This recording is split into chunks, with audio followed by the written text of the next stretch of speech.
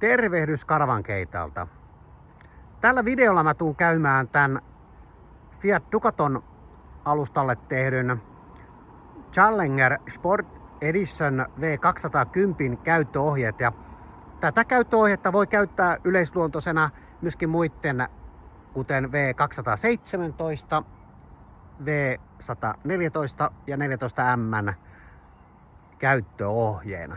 Mennään katsomaan läpi, että mitäs nämä autot pitää sisällään ja minkälaisia käyttövinkkejä täältä sitten löytyykään. Lähdetään tästä ulkopuolelta ensin liikkeelle. Lähdetään liikkeelle tältä auton etuosasta, koska täällä on useampia erilaisia luukkuja. Ja ensimmäisenä tässä on polttoaineluukku ja AdBlue-luukku, eli ylempänä dieseli. Ja itse asiassa tässä autossa näissä 2026 malleissa on tämmönen avain, jossa ei olekaan muuta kuin tuolla sisällä huoltoavain, niin me ollaan laitettu tähän toinen avain, niin polttoaineen pystyy tanki aukaisemaan tällä. Toki se on tuolla huoltoavaimen sisällä, mutta löytyy vähän paremmin näin. Näissä avaimissa on myöskin noitten, esimerkiksi tuon vessanluukun avain erikseen ja sillä operoidaan. Eli tänne AdBlueta ja sitten tänne ylempään dieseliä. Toi on nyt ensimmäinen luukku. Ja jotta sulla 230-volttiset laitteet toimii, niin silloin sun pitäisi laittaa verkkovirtaan. Toki osassa, niin kuin tässä kyseisessä yksilössä, on inverteri, eli joitakin sähkölaitteita voidaan käyttää sitten silloin, kun inverteri on käytössä, mutta aina tietysti silloin, kun toi campingpiuha on paikalla, niin virtaa saadaan. Tuossa on toi Truman vedenlämmittimen pakoaukko. Siinä on tuolla ovessa talvisuoja. Ja Webaston diesellämmittimen pakoaukko on tuolla. Ja sitten päästäänkin tähän vessan kasettiin, eli silloin kun tuolta sisältä on sen WC-pytyn luukku kiinni, niin tämänhän saa täältä pois sitten. Ja olen nyt laittanut kemikaalit tonne valmiiksi ja sitten kun käytetään, tai tyhjennetään tätä, niin käännetään tää tyhjennysputki septin tyhjennykseen ja korkki on tämän muotoinen, että tähän voi käyttää sitten myöskin nestemäisten kemsa-aineiden mittana. Siinä kätevä. Täällä on sinisellä merkitty oikeastaan ne laitteet, johon saa koskea. Eli tää on korvausilman nappi. Sitten kun tyhjentää, niin painaa tätä samalla, niin se päästää täältä yläpäästä ilmaan. Tää on sitten tän luukun toimi. Eli täältä voi kurkata, että varmistaa, että se on tyhjänä. Ja muistaa laittaa se tietysti lukittuun asentoon, niin sitten se varmistetaan, että se saadaan sitten laitettua tuonne. Täällä on sitten ylivuoto allas myöskin ja muistetaan asioida niin, että luukku auki ensin ja sitten lorotellaan tai tehdään sitten vähän isompaa juttua. Äsken mainitsin tuosta inverteristä, niin pääsääntöisesti me varustellaan meidän retkiautot aurinkopaneelilla. Ja tässäkin on tuommoinen vajaan 200 wattin paneeli ja sehän täyttää tämän auton akun mainiosti. Ja suurin osa meidän retkiautoista on liittiummakulla varustettu, eli nämä toimii aivan huipusti niin puskaparkissa. Ei tarvii sitten noita sähköpaikkoja haiskella. Tässä Challengereissa on takana toi lisäjarruvalo korkealla, näkyy tosi hyvin kauaksi. Siellä on myöskin kamera alapuolella ja me ollaan varusteltu nämä uudemmat autot niin myöskin 2 pyörän telineellä. Ja tässä autossa nyt on sellainen erikoisuus, että niitä fillareita voi laittaa myöskin tänne taakse halutessaan, eli käytännössä niin, että tämä vuoden nostetaan sähköisesti tästä ylös. Täällä on ajoluiskaa ja tietysti fillareiden kanssa kannattaa olla sitten huolellinen, jos niitä tänne laittaa, että ei kolhita turhaan noita pintoja. Täältä on sitten veden ulostulo, eli saa ne pyörät myöskin puhtaaksi. Täältä löytyy lokerosta sitten vesiletku tuohon sopiva ja kiinnityshihmät. Katsotaan sitten tää kaasupullokotelo. Se löytyy täältä vasemmalta puolelta. Täällä on kiinnityspaikkoja 2, mutta täällä sopii 1 kaasupullo. Ja kaasupullohan aukeaa täältä ylähanasta kääntämällä vastapäivään. Hana näin auki, ja tää saa olla aina auki, eli täällä on rikkosuoja.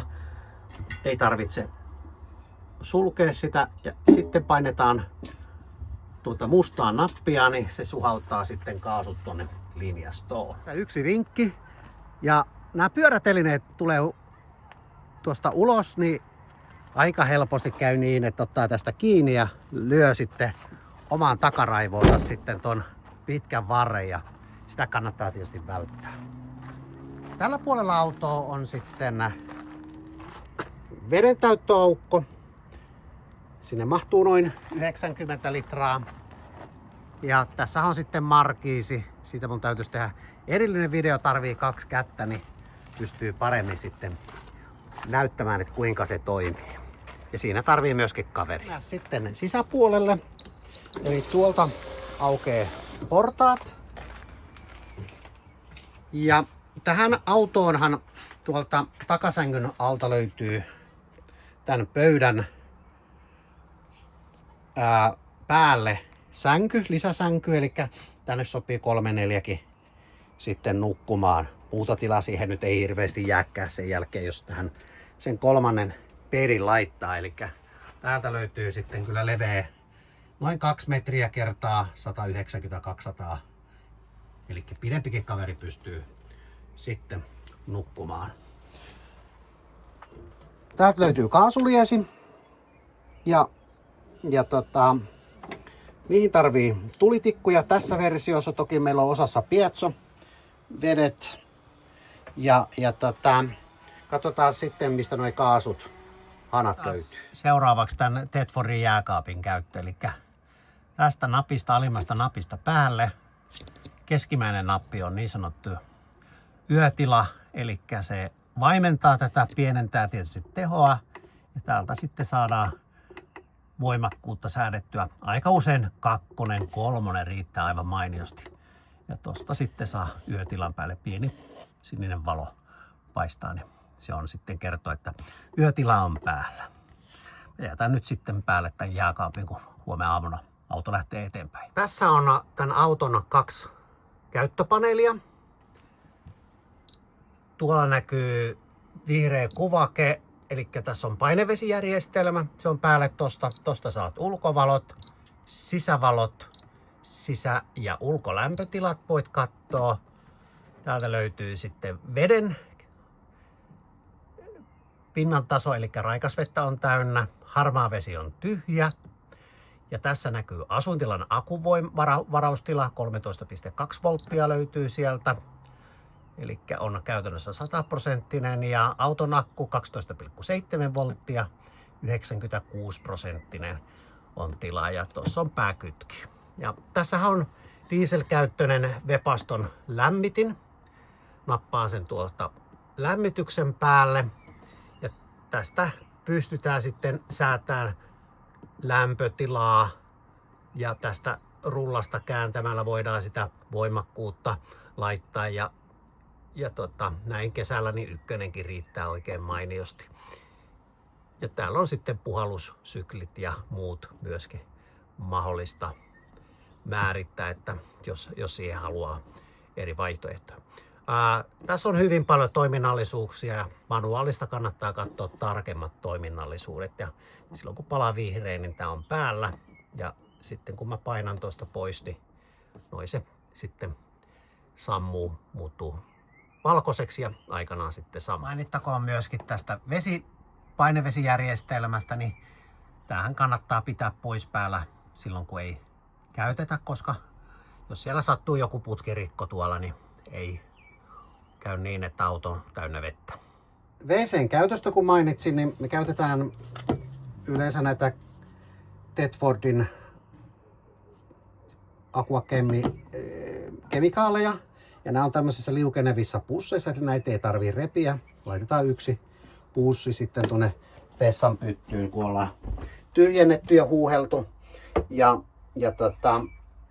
kannattaa se tuolta ulkopuolella laittaa, niin silloin kaikista vähin sotkee tätä. Eli kahva pytyn käyttöön löytyy täältä, eli Aukastaan se aina ensin tänne eteenpäin. Luukku on auki, joten se on niinku käyttövalmis. Ja tässä versiossa huutelunappi löytyy sitten tuolta. Eli sitten lorauttaa vähän vettä perään, niin se huutelee tuota allasta. Tämän auton päävirtakytkimet löytyy kuljettajan penkin alta. Ja siellä on myöskin nuo varokkeet. Siellä on kaksi kytkintä, joilla saadaan sitten virrat pois sitten tuolta asuintilasta.